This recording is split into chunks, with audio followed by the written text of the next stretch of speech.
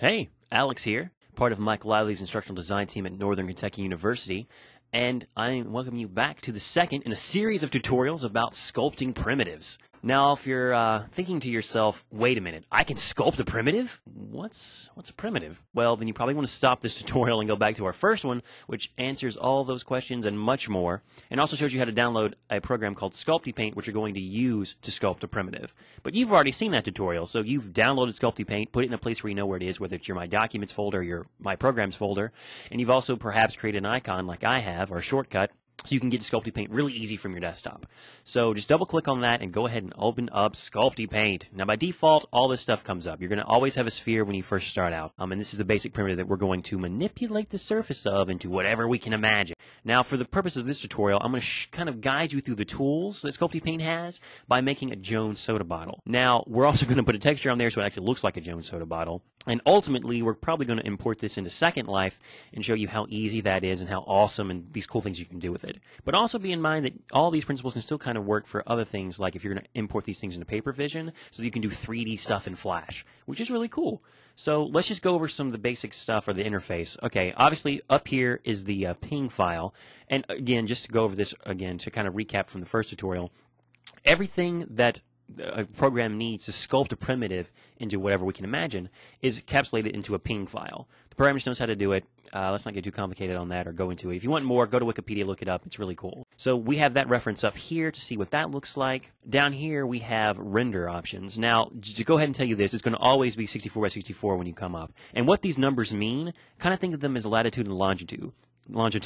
It means there's 64 rows of polygons from the top to bottom and 64 rows of polygons all the way around, making these little tiny rectangles. Go ahead and click 32 by 32. The reason for this is, like I mentioned earlier in another tutorial, it's primitive economy. Things at 32 by 32 will just run faster, and there's not that much of a trade-off as far from 64 to 32.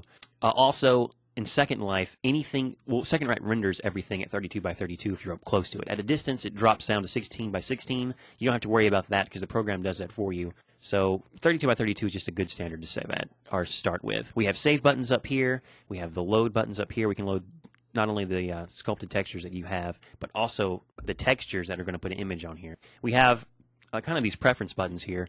We can start with just basic colors that kind of just overlay this image on top of our primitive. We can also go solid if you just want to work with the solid. Go wire if you prefer wire. And texture will just show you at any time what texture you have on here. Now, by default, they have this lame texture, but we're going to put an awesome one on there once we get our bottle going. Some other things to keep in mind are the grid over here. We can turn that on and off, but you probably want to keep it on because everything is color coordinated with RGB. So this blue line right here will represent, I think, the Z value, and X is done by the red, and the green is done by the Y. And it's cool just to have those up there so you know what direction things are going to go. They can get pretty weird sometimes. You can also have the little like button. That's just the basic overview. Let's jump into the tools and start making our bottle. Now, by default, everything is going to start inside of the Morph tool. Now, the Morph tool is awesome because this will basically create or allows us to choose which primitive we want to start out with. Now, we have the sphere, and we'll ultimately start with the sphere, but we can also go to a cube if we want to do that, just by clicking cube. We can also go to pyramid if we want to do that, or a torus, which is a really cool kind of bead-like shape,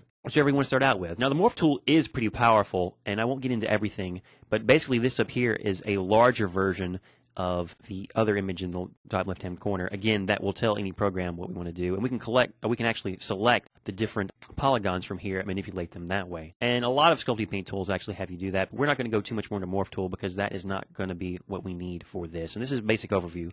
We'll have another tutorial that will go a little bit more in depth into some of these things. But yeah, so we're going to start out with the sphere, and we're going to go over to the next tool, which is the drawing tool. Now, the drawing tool is kind of like a lathe editor, if you're experienced with any of the other 3D programs, or a lathe in general. I guess when I took wood shop, the lathe was something you put like a block of wood in, and it spun it around really quick, and you put like a chisel down to it, and you could kind of manipulate the surface of it to make something with kind of radial symmetry. And if you don't want to get too complicated, anything with radial symmetry can work really well with this lathe editor. So we're going to start by making our Jones soda bottle by manipulating with this.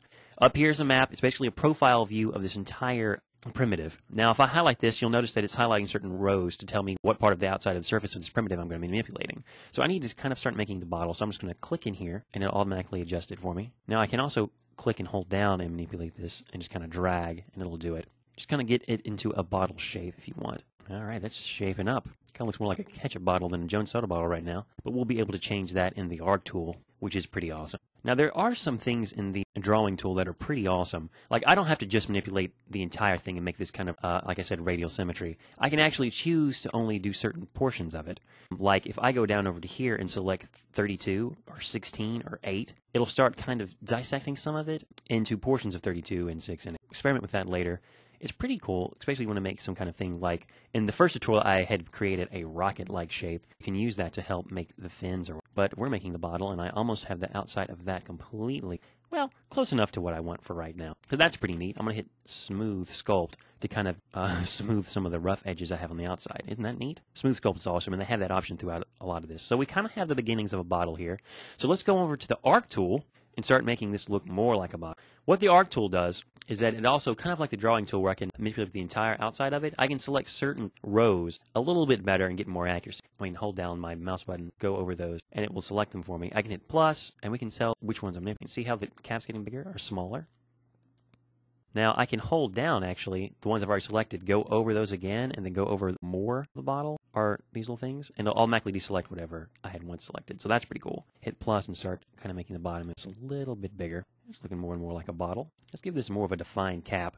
Let's come down 4 and then go down. Maybe that many. We probably want some more of these in there to get this cap going the way we want it to.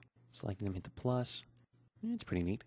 Now, the arc tool is really awesome, but it's not limited to that. We can also just do the X values, just the Z values, but there's so much in this program you can do. We can also do translate rings, which actually just move them on the axis over here. Like if I hit this, it'll just move those top ones, whoa, way over there, and it jumps. I can also do rotate like that. You can get some pretty awesome organic shapes. I mean, really feel free to explore yourself artistically with this program. But we have pretty much a good bottle shape right now. So the next thing I'm going to do is go ahead and go into the texture tool. Click that. Now, I'll automatically go black. Now, I can actually directly paint on this, and I'm just going to do that really quick over here. If I just go that, see how it has the white in there? Just paints it right on the surface of that. But we kind of want other stuff to do with it. So I'm going to hit Normal Map. When you click on this, automatically gives you kind of a map of the surface of this. We notice that there's these bands. So this blue band down there will represent the bottom here. See that? So I know that if I go into an image editor, because I can totally save this and bring this up in Photoshop or GIMP, I can manipulate it and kind of know where things are going to appear on my bottom. So how are we going to put that texture on here? So let's go to Save Texture. You click that, this little save thing should come up, and just let you know that it's saved. So this is saved into whatever folder that Sculpty Paint is running from. So I'm going to find where that is. I have it in my programs file, but you'll see that it is, where's the targ file? Here it is. This right here is the texture that we just have. Now, it's saved as a targ file. I'll open Photoshop. Now, I'm going to actually open this up in Photoshop so we can start manipulating it. Now, I've already gone online and found like a Jones soda label that I'm actually going to just impose on top of this. But again, look, remember how we had the certain portions of this, or we could see over here that this is the cap, obviously, and this is the neck, kind of. If I go back into Photoshop, I can take that knowledge and pretty much know where everything's going to play. All right, so I'm just going to start placing this on here. So I'm going to hit File. I'm going to hit Place, and then the Jones Soda thing I'd already created is right there, and we have the Jones Soda label. Now I'm just going to manipulate this a little bit to go ahead and get this on here. And since we know that that blue is where the bottom of it is, get that right there. I'm just going to put that right at the bottom, kind of like that, a little bit above that, because I know the Jones Soda labels do that.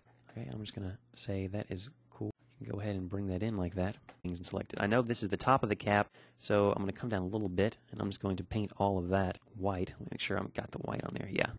Make all that white for the cap. Now you can get as detailed as you want with this, but this is, again, just an example of how to bring these textures into there. Okay, now I'm going to just go ahead and give this, maybe, we're just going to make this, maybe this is a nice lime color. That's not lime. Limes are green. What am I talking about? I'm going to go ahead and select the bottom of this. Again, this is just an example to show you how these textures work. I just missed a little bit of that. Again, I'm using Photoshop, but you can use any program you want as long as you can edit it. All right, this will give us an okay view. Save it. Now I'm going to save this. If you have Photoshop, save it for web devices. Awesome. I can go ahead and save this at a really low count of a lot of things. Okay, I'm going to go ahead and save this as a ping. I'm going to save it in my the folder with Sculpty Paint, which is in my programs folder. So I'm just going to navigate there really quick. Go to Sculpty Paint, save it here, give it the name so I know what this is, Jones. All right, let's go back to Sculpty Paint and put this texture on our primitive. All we have to do is go up to Load Texture Ping, click that, and pretty much just select it, and it'll load it on there for us. All right, through the magics of the internet and interwebs, I have already navigated to the folder that has it in it. I've selected that Jones ping that we've saved earlier. I'm just going to hit open. See that? We have the white cap. We have the label. Now, it looks a little bit pixelated because in here we're running at 32 by 32. If I go back to 64 by 64, you'll see that it looks a lot smoother. It looks more like a Jones soda bottle. And don't worry about that so much because we've already made that image file ping, and we're going to actually import that into Second Life or whatever it is. So while this is only rendering at 32 by 32 and has kind of that grainy quality, inside of Second Life, you're not going to have that. And inside of any other 3D program, it's not going to look like that. It will be really awesome. I think this just kind of rasterizes things on the surface to kind of give you more of a preview. But that's pretty much how you make a shape and then put a texture on it. And hopefully this just introduced you to some of the tools inside of Sculpty Paint. We're going to do another tutorial that goes in more into depth and stuff like the flower tool, which is pretty freaking awesome.